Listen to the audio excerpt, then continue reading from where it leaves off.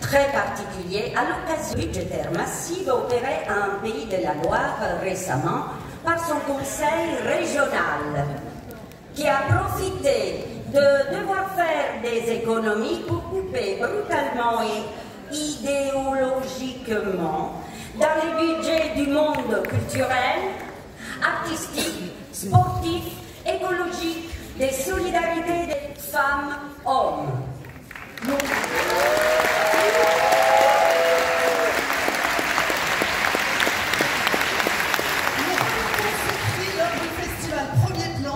Lui aussi touché par ces coupes brutales qui amènent, entre autres, la disparition des films d'ici dans la programmation et la nécessité d'un appel aux dons, mais tant d'autres festivals, programmations, compagnies, structures associatives, etc.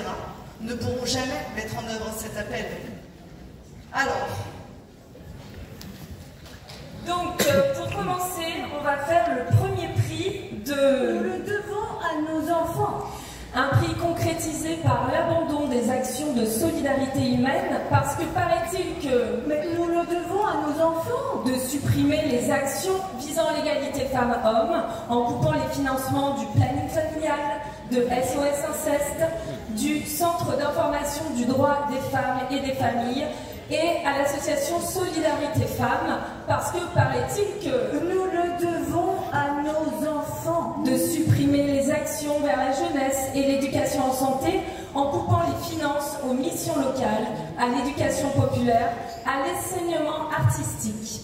Alors, pour ce prix absurde et dangereux pour l'avenir, eh bien, la gagnante est... la présidente du Conseil régional des Pays de la Loire,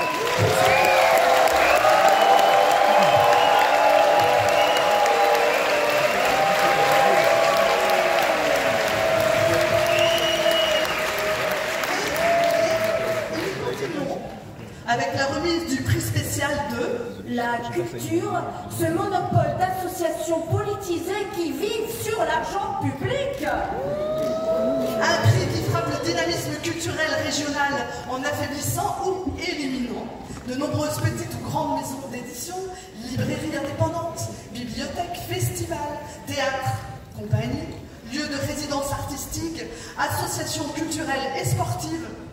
Le coût de ce prix brutal et non concerté, 62% des budgets culture et 76% des budgets seront supprimés. Le sport.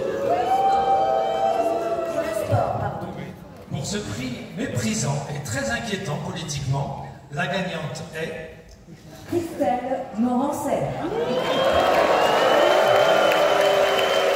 Effectivement, je confirme. Bon, je crois qu'ils ont compris. Donc, nous proposons de classer ex aequo les prix suivants.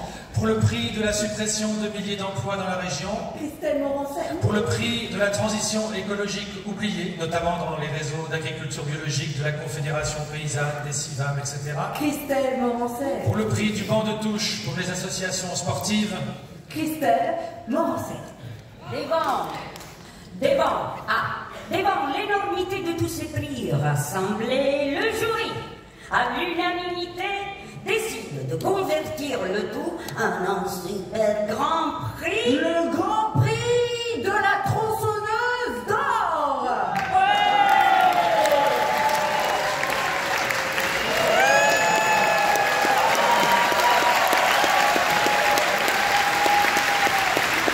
Qui est donc attribué cette année à Christelle Morancet et ses 62 élus régionaux qui ont pris la décision. Mais le jury, face à tant de régression, décide de décerner un prix exceptionnel, Le prix du pavé d'or.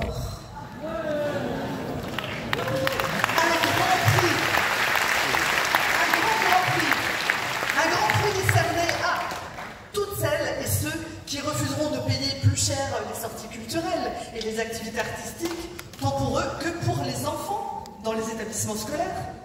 décerné à toutes les personnes, les structures, les secteurs menacés et décidés à résister. décerné à toute la jeunesse, notamment les lycéens qui ont compris qu'ils sont directement concernés.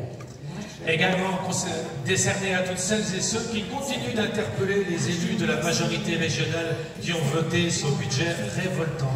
Et décerné à toutes celles et ceux qui pensent qu'il est important de prendre soin des plus fragiles pour le bien de toute la société, même quand il faut faire des économies. Ce pavé d'or leur est dédié parce qu'on ne peut pas découper un pavé avec une tronçonneuse. Ah!